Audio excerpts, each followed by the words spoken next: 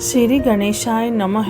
वक्रतुंड महाकाय सूर्यकोटि समप्रभ निर्विघ्नं कुरु मे देवं सर्वकार्येषु सर्वदा।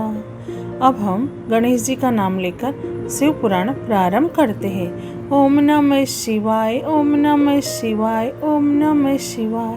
भोले बाबा को, शंकर भगवान को कोटि कोटि प्रणाम। शिव पुराण में श्री रुद्र संहिता के पंचम खंड में 17वां अध्याय प्रारंभ करते हैं। श्री विष्णु जलंधर युद्ध। सनत कुमार जी बोले, हे महर्षि, दैत्यों के तेज प्रहारों से व्याकुल देवता बचने के लिए जब इधर उधर भाग रहे थे, तब भगवान विष्णु के युद्ध स्थल में आने से देवताओं को थोड़ा साहस बंधा। उनके वाहन गरुड़ के पंखों के फड़फड़ाने से आए तूफान में दैत्य अपनी सुध-बुध खोकर इधर उधर उड़ने लगे, पर जल्दी ही उन्होंने अपने को संभाल लिया। जलंधर ने जब अपनी दैत्य सेना को इस प्रकार तीतर भीतर होते देखा तो क्रोधित होकर उसने भगवान श्री हरि विष्णु पर आक्रमण कर दिया। श्री हरि विष्णु ने अपने आप को उसके प्रहार से बचा लिया। जब भगवान श्री हरि ने देखा कि देव सेना पुनः आतंकित हो रही है और उनके सेनापति देवराज इंद्र भी भयग्रस्त है, तब विष्णु जी ने अपना शांग नामक धनुष उठा लिया और बड़े जोर से धनुष से टंकार की। फिर उन्होंने देखते ही देखते पल भर में हजारों दैत्यों के सिर काट दिए। यह देखकर दैत्यराज जलंधर क्रोधावेश में उन पर झपटा। तब श्री हरि ने उसकी ध्वजा, छत्र और बाण काट दिए तथा उसे अपनी गदा से उठाकर गरुड़ के सिर पर दे मारा। गरुड़ से टकराकर नीचे गिरते ही जलंधर के होठ फड़कने लगे। तब दोनों ही अपने अपने वाहनों से भीषण बाणों की वर्षा करने लगे।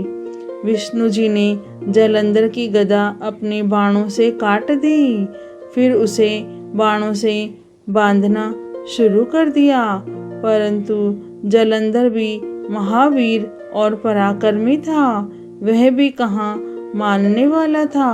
उसने भी भीषण बाण वर्षा शुरू कर दी और विष्णु जी के धनुष को तोड़ दिया।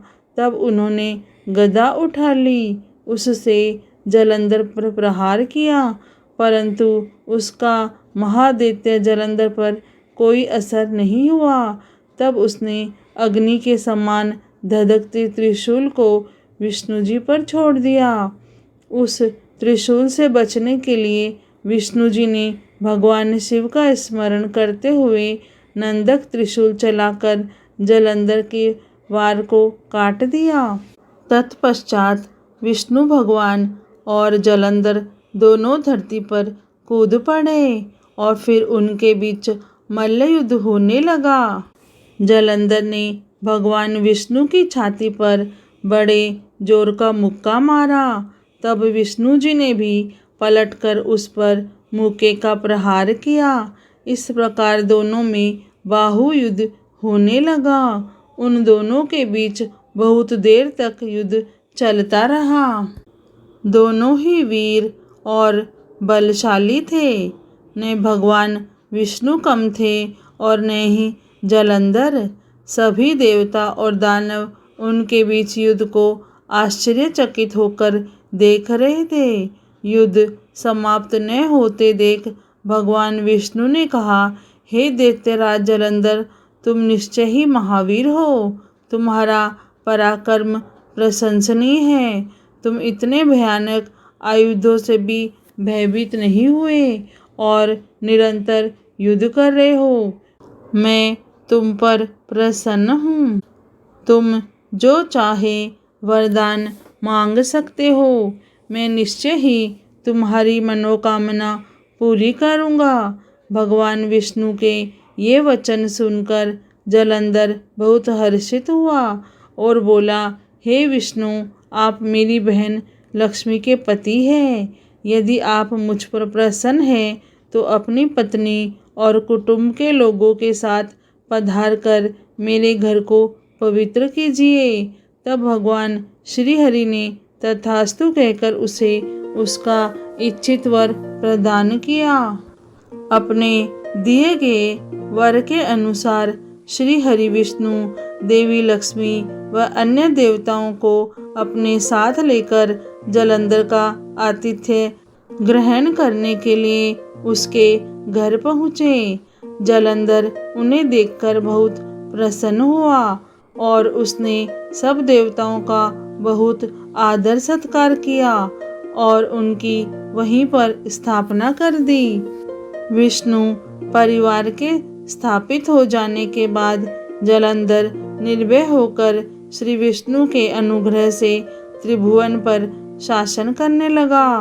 उनके राज्य में सभी सुखी थे और धर्म कर्म का पालन करते थे।